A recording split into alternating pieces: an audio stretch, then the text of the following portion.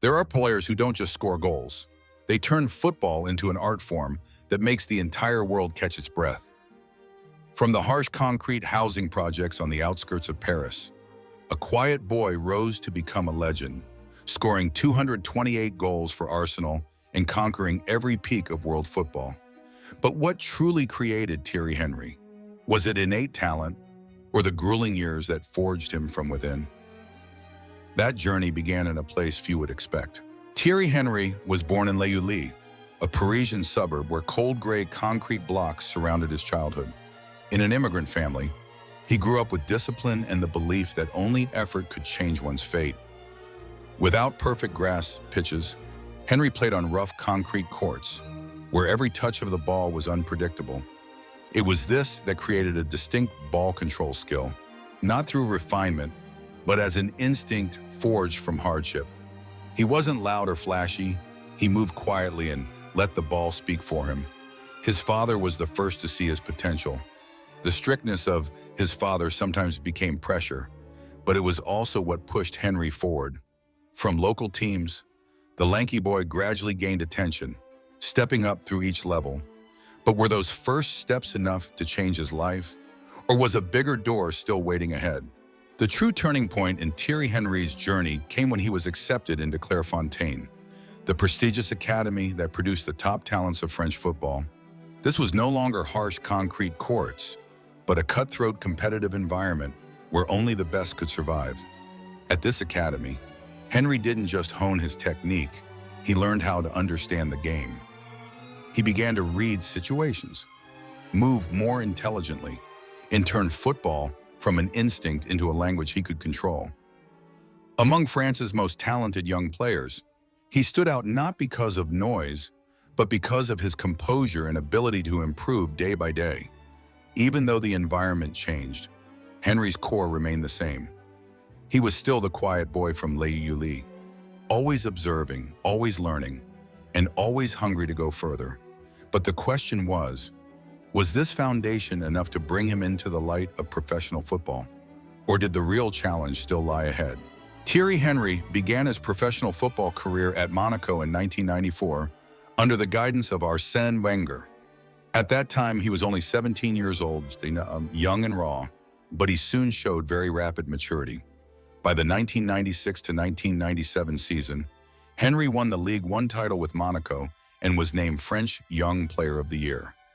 That was the first sign that his talent could no longer be dismissed as a fleeting flash. But in 1999, Juventus brought him to Serie A, and that was a period that didn't go as expected. Dragged out to play on the wing in a rigid tactical system, Henry only scored 3 goals in 16 matches. For many players, that could have been a dangerous setback. But for Henry, that failure became the necessary setback before he catapulted forward. Also in that year, Wenger brought him to Arsenal for £11 million. Everything changed immediately. When deployed as a center forward, Henry exploded and rewrote the club's history with 228 goals, becoming Arsenal's greatest ever scorer. He won 2 Premier League titles with the team, including the legendary Invincibles season, along with 3 FA Cups and 2 Community Shields. Not only did he score goals, Henry also turned every play into a performance, often leaving defenders defeated even before he accelerated. But after conquering England and becoming an Arsenal icon, how much further could Thierry Henry go? In 2007, after etching his name into Arsenal's history, Thierry Henry sought a new challenge at Barcelona. If in London he was the center of all eyes, in Spain he became part of one of Europe's most brilliant squads. And it was there that Henry continued to add major titles to his career, winning the treble with Barcelona in the 2008 to 2009 season, including La Liga, the Copa del Rey, and the Champions League. By 2010, he moved to the New York Red Bulls. It wasn't the fade-out ending many might have thought. Henry still proved his class and helped the team win the Supporters' Shield in 2013, showing that the fire within him had not yet died out.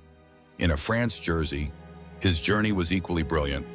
Henry won the World Cup at just 20, triumphed at the Euros 2 years later, won the Golden Ball and Golden Shoe at the 2003 Confederations Cup, and then reached the 2006 World Cup final.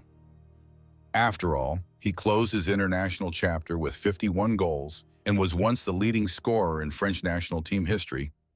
And as the glory on the pitch gradually receded, Thierry Henry's private life began to open a different chapter.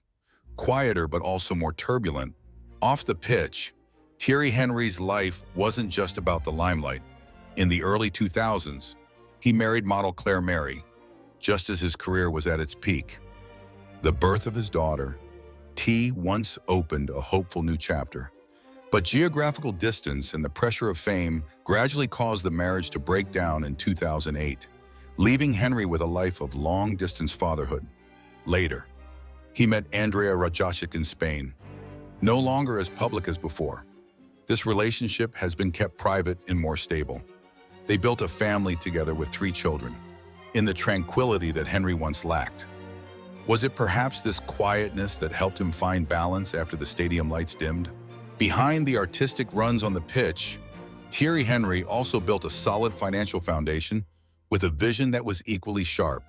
By 2026, his net worth is estimated at between $125 and $135 million, built from various sources but always sharing one point: calculation and stability.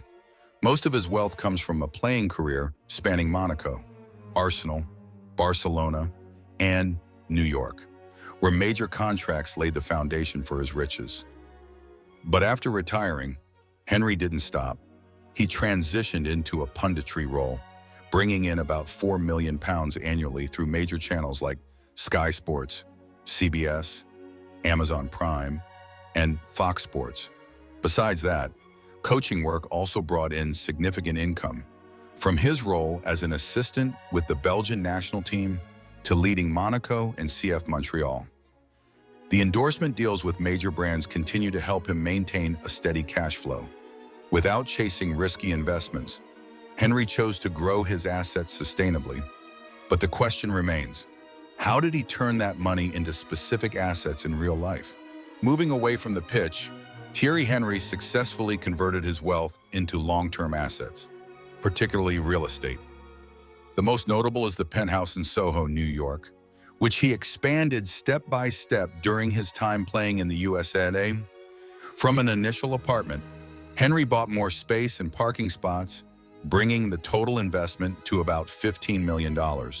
Currently, the 3-story home with glass walls and large terraces is valued at over $27 million.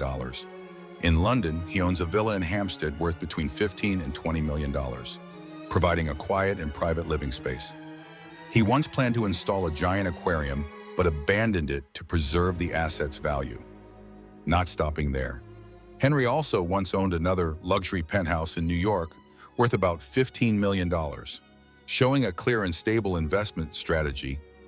Were these choices just passions or part of his long-term vision? Not just stopping at real estate, Thierry Henry also expressed his personality through a car collection marked by speed and class. In his garage, there is an Aston Martin Vanquish worth about $200,000 to $300,000, a Ferrari Enzo that can exceed $3 million, along with a Rolls-Royce Phantom and Bentley Continental by representing luxury and power. Besides them is a powerful Dodge Charger SRT-8 and a 1967 Ford Mustang with a classic feel. Even practical choices like the Audi Q7 reflect the life of someone who travels frequently but still maintains high standards. Besides cars, Henry invests in personal style with high-end suits, luxury watches, and luxury travel. All of it creates a sophisticated lifestyle, balancing enjoyment and control. But behind that perfection, are there moments that have called his image into question? Despite a brilliant career, Thierry Henry has had controversial moments. Most notable is the 2009 World Cup playoff against Ireland, when he handled the ball before assisting the decisive goal that sent France through. The situation happened very quickly, but it later created a wave of intense criticism and was seen as a blemish on his career. After retiring, the controversies didn't stop. In a 2024 interview, his reaction of silence and shaking his head caused many conflicting opinions. Then, frank comments about young players also led to criticism, and some content was removed. Could it be that even legends cannot avoid controversial moments? From the harsh concrete courts on the outskirts of Paris to the heights of world football, Thierry Henry didn't just build a career, he created a legacy that is hard to replace. He isn't perfect, but it was precisely the ups and downs that made him a true and memorable legend.